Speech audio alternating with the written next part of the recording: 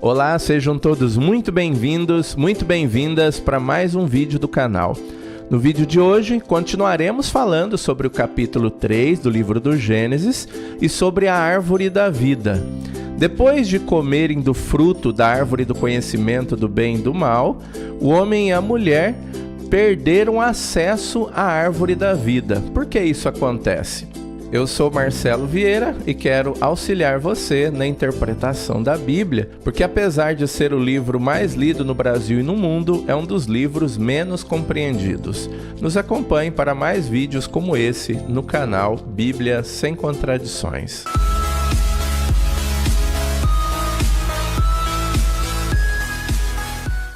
Como já falamos em outros vídeos, o capítulo 3 do livro do Gênesis está recheado de figuras de linguagem, né? Há muitas interpretações possíveis aí e elas têm grande simbolismo e precisam de decodificação. Hoje falaremos sobre a árvore da vida. Falamos em outro vídeo sobre a árvore do conhecimento do bem e do mal e a árvore da vida, ambas que estão no centro do jardim do Éden. Uma das consequências de comer do fruto da árvore do conhecimento do bem e do mal, do qual falamos em outro vídeo, é perder o acesso à árvore da vida. Vamos ler aqui agora o texto do Gênesis capítulo 3, versículos 22 a 24. Acompanhemos em nossa Bíblia. Então o Senhor Deus disse: Eis que o homem tornou-se como um de nós, capaz de conhecer o bem e o mal. Não ponha ele agora a mão na árvore da vida, para dela comer e viver para sempre. E o Senhor Deus o expulsou do jardim de Éden, para que cultivasse o solo do qual fora tirado. Tendo expulso o ser humano, postou a oriente do jardim de Éden os querubins, com a espada fulgurante a cintilar, para guardarem o caminho da árvore da vida. Se colocarmos bastante atenção ao texto, nós vamos perceber que os querubins são colocados não para guardarem o jardim do Éden, mas para guardarem o caminho que leva à árvore da vida, como muitas vezes a gente acaba interpretando, né? Pensando que os querubins estão impedindo a entrada no jardim do Éden. Não, os querubins estão impedindo o acesso ao caminho que leva à árvore da vida. Por que isso acontece aqui no texto? Existem diversas possibilidades de interpretação desse texto e desses versículos, mas falaremos apenas daquela que é mais difundida e que eu acho também bastante interessante. Inicialmente, lá no capítulo 2 do livro do Gênesis, se nós lermos com atenção, nós vamos perceber que Deus criou as árvores nesse jardim e proibiu apenas uma das árvores. Proibiu o homem e a mulher de comerem apenas da árvore do conhecimento do bem e do mal. E todas as outras o homem teria acesso.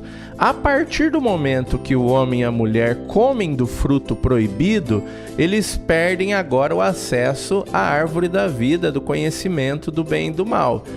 Dá a entender aqui que existe um grande significado nos frutos dessa árvore da vida, de tal forma que há a colocação de querubins para guardarem, para que o homem não caia na tentação e não coma dessa árvore da vida. Tamanha a gravidade desse ato seria.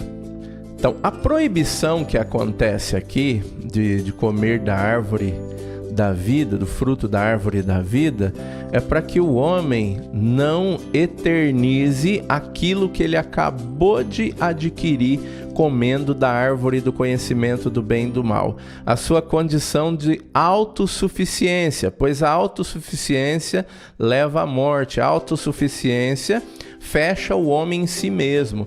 A autossuficiência faz com que o homem pense que é capaz por si só de sobreviver e de existir nesse mundo. O que nós deixamos claro no outro vídeo que não é possível. Nós somos dependentes uns dos outros de uma maneira ou de outra. Somos mais dependentes ou menos dependentes, mas nenhum de nós é independente por completo. Então, o acesso à árvore da vida é justamente para que a gente não eternize essa autossuficiência.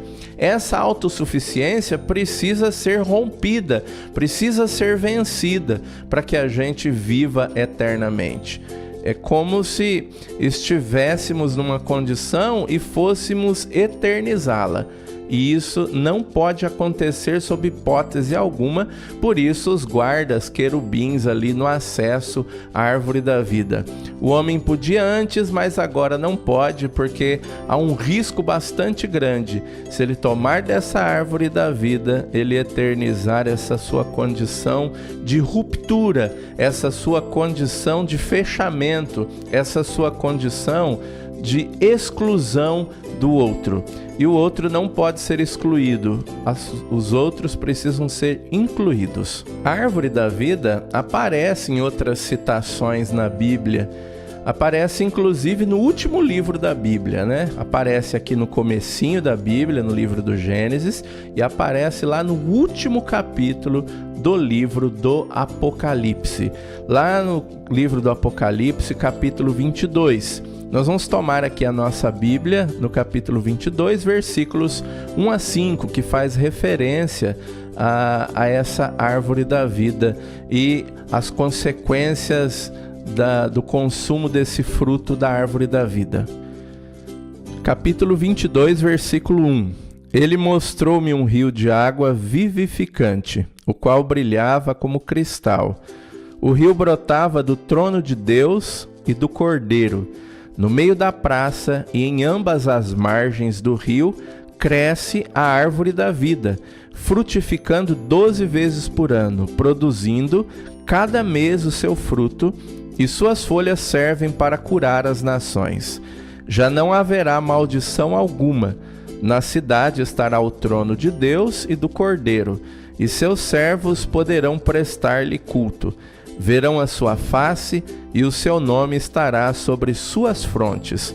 Não haverá mais noite, não se precisará mais da luz da lâmpada nem da luz do sol, porque o Senhor Deus vai brilhar sobre eles e eles reinarão por toda a eternidade. Como podemos perceber aqui nesses versículos, nos primeiros versículos do capítulo 22 do livro do Apocalipse, esse comer desse fruto da árvore da vida leva a uma cura perfeita, quer dizer, uma vida que vence a morte. Faz, na verdade, retornar aquele paraíso inicial antes do homem e da mulher terem comido do fruto proibido da árvore do conhecimento do bem e do mal. Então o livro do Apocalipse faz referência ao paraíso do capítulo 2 e do capítulo 3 de Gênesis e mostra que comer da árvore da vida restaura a vida humana à sua originalidade. Por isso é necessário comer dessa árvore da vida. Mas essa árvore da vida não pode ser comida na condição do pecado, na condição de pecador em que o ser humano se encontra. Dessa forma, para essa interpretação que nós estamos fazendo aqui, que muitos intérpretes fazem, é necessário supor que haja alguém para redimir o homem, para salvá-lo, para ajudá-lo a superar essa condição de autossuficiência em que ele se encontra.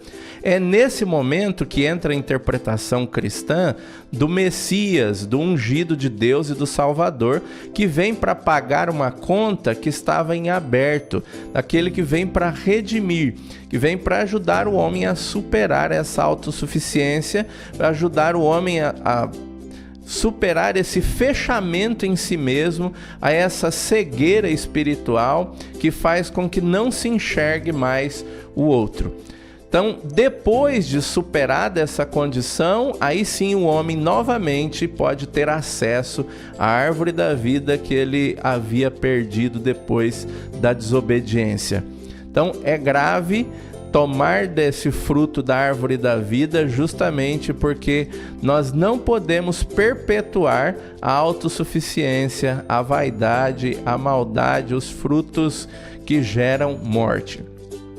E aí é necessário, como nós dissemos aqui, a chegada de um redentor.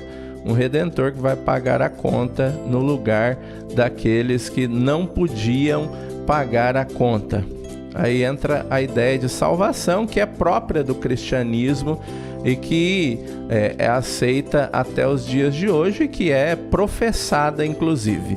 Sem a chegada do Messias e do Salvador, nós não teríamos mais como ter acesso à árvore da vida, a uma vida eterna, uma vida que vai para além dessa vida e ao retorno à originalidade que o paraíso trouxe na criação.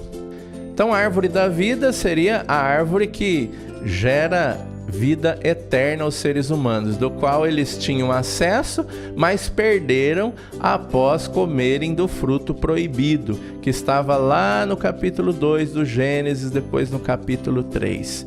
E essa condição fora perdida e agora só poderá ser reencontrada depois de superar essa condição de autossuficiência, porque senão essa condição de autossuficiência, tendo acesso à árvore da vida, poderá perpetuar-se. Por isso, a presença dos querubins ali no caminho que leva à árvore da vida, para que isso não aconteça sob hipótese alguma. Pois nós voltaremos em outros vídeos falando de outros elementos do capítulo 3 do Gênesis, que guarda grande riqueza e tem muitos símbolos. Um grande abraço a todos. Se você gostou do vídeo, deixa aí o seu like, faz o seu comentário, divulgue aí o nosso canal, compartilhe. E se quiser fazer os seus comentários, perguntas, sugestões para novos vídeos, a gente aceita. Um grande abraço a todos e até uma próxima oportunidade.